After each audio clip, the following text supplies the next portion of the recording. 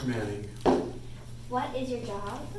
My job is coordinator of the KCK Organic Teaching Gardens. What is your favorite part of your job and what is the hardest part of your job?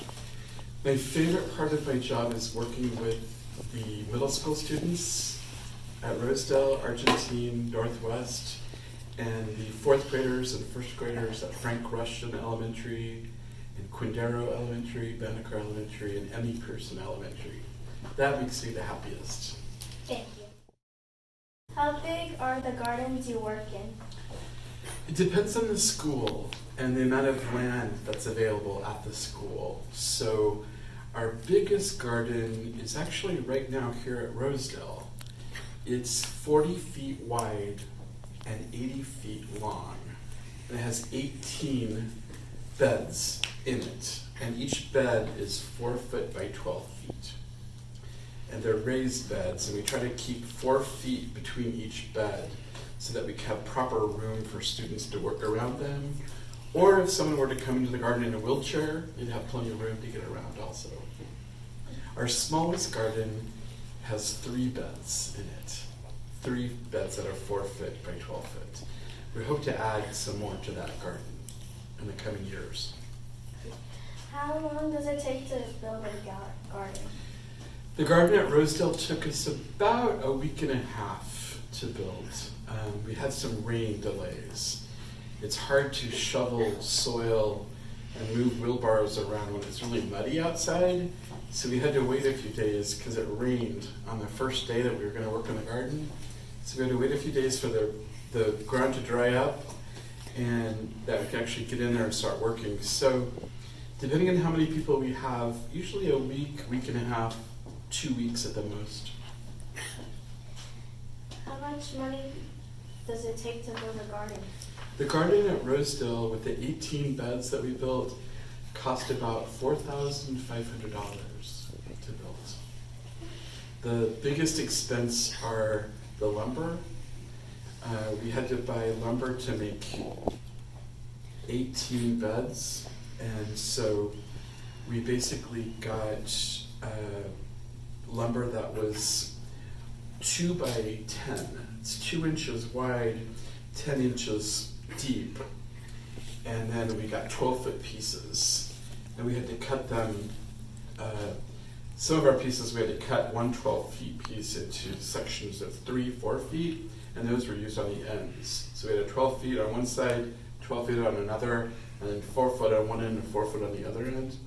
And that lumber is expensive, and the price changes all the time based on the availability of that wood. And then the soil also. We had to buy 2 dump truck loads full of soil. And so the lumber cost over $2,000, and the soil cost between $1,500 and $2,000. And then we buy landscape fabric, and we big a big roll of landscape fabric that's 12 feet wide and is able to cover an area that's 40 feet by 80 feet. So a pretty big area. We had to roll that 12-foot roll down about 3 times because we overlapped it a little bit.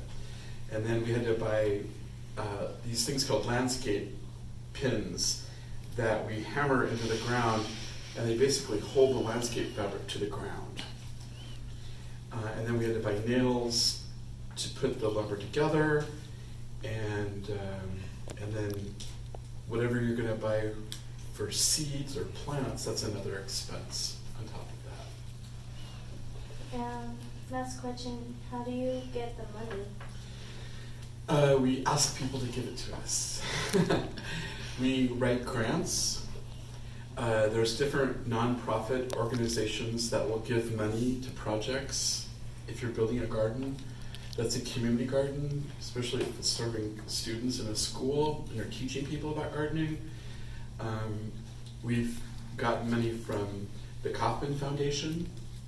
We've gotten money from the casinos that are in KCK. They've given us a grant. And recently we've been asking the construction companies that are building onto the schools, because of their building project, we had to take apart our old garden And so I talked with the contractors from J.E. Dunn Construction, and I gave them a budget of how much it would cost to build a new garden, and asked them if they would pay for that. And they thought about it, and then they came and met with us. On the day last year that we were digging up sweet potatoes with all the 6th graders, they came and watched us doing that. And then the head contractor came over and told me that they were going to help us out. What specific gardening tools do you need to make a garden? Okay, we need to have hammers and saws. We have to have wheelbarrows and shovels.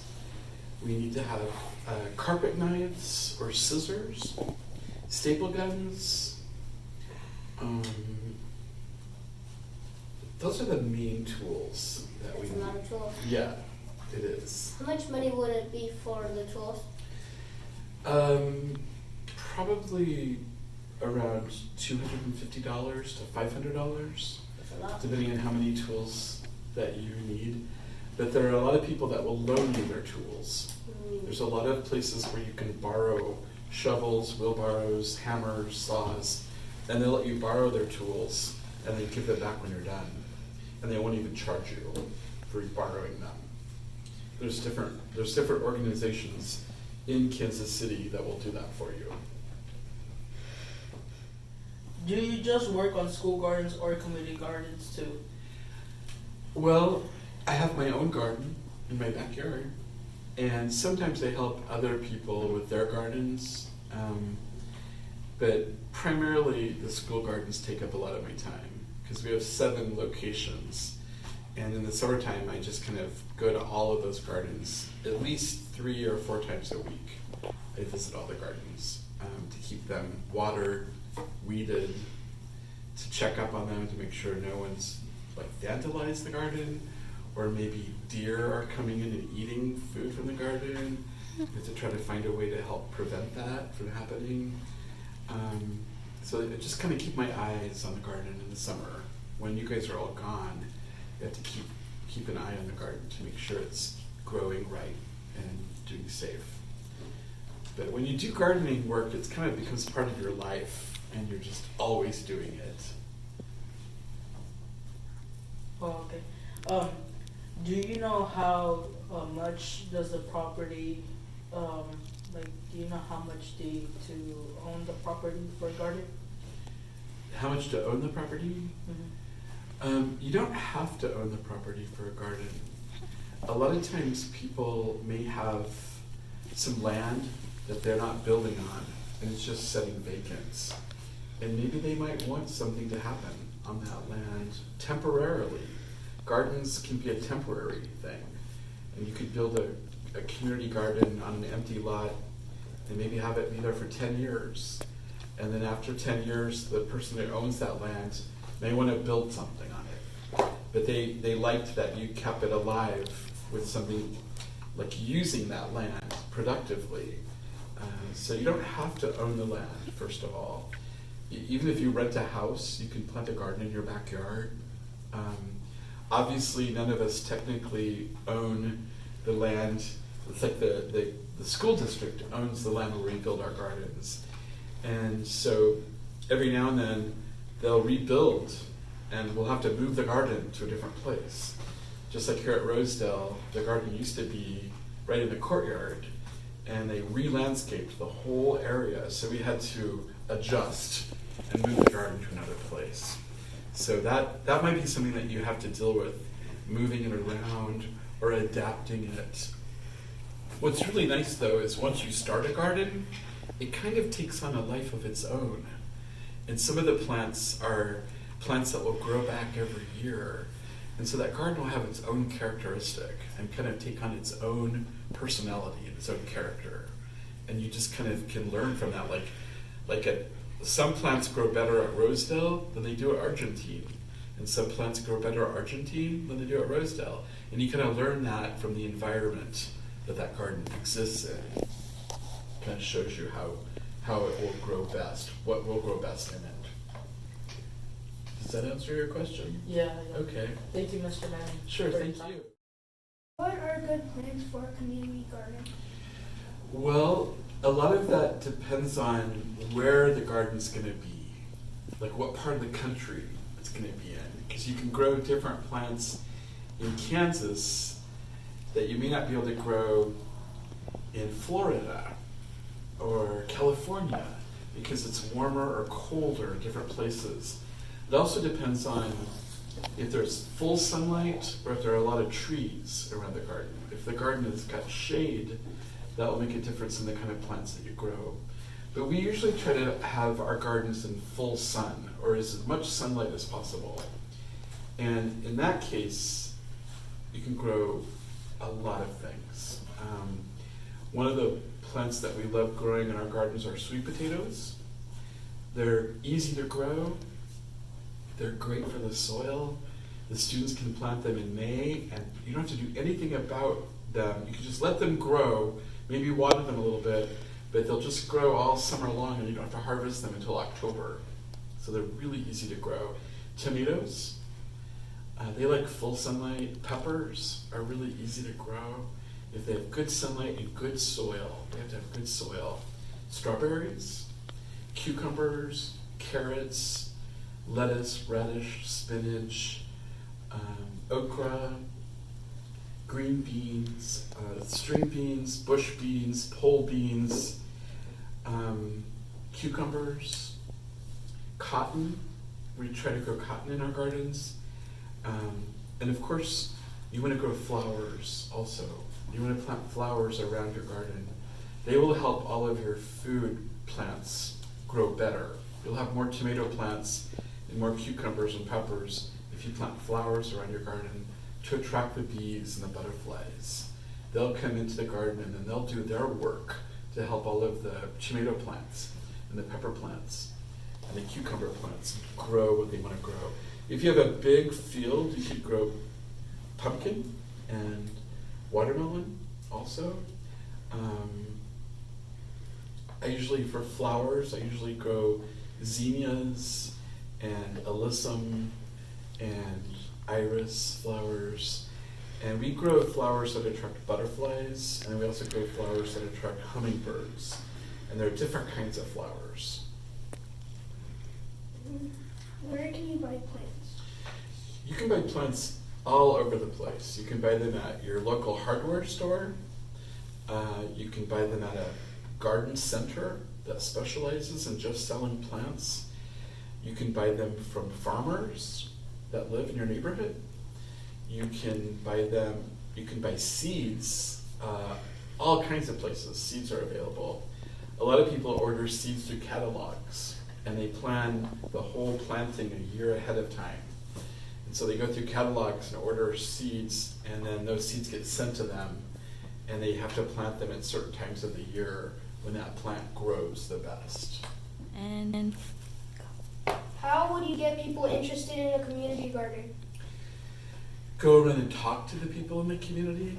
A lot of times when you're building a garden in a neighborhood, it's maybe a good idea to walk around and just start talking to people a little bit about it. Like, hey, do you see what we're doing over here?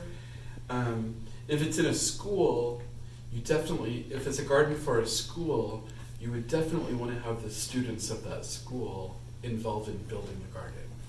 Sometimes people do things in schools and they don't involve the students. Like when I first started working in KCK schools at Banneker Elementary, the parent group planted trees, but the students weren't involved.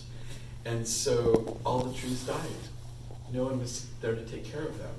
So we replanted them, but we had the students replant them. And when the students planted them, then they made sure that those trees got watered. And those trees lived. And it was because we had to have the students do it. It became their tree. When they planted it, they took ownership of it. When the students build the garden themselves, it's their garden. They helped build it. And they take ownership of it. So whoever you involve in the building process, it gives them influence. And it gives them a chance to feel like they invested. And they take ownership in that. And that's really what you want to have happen.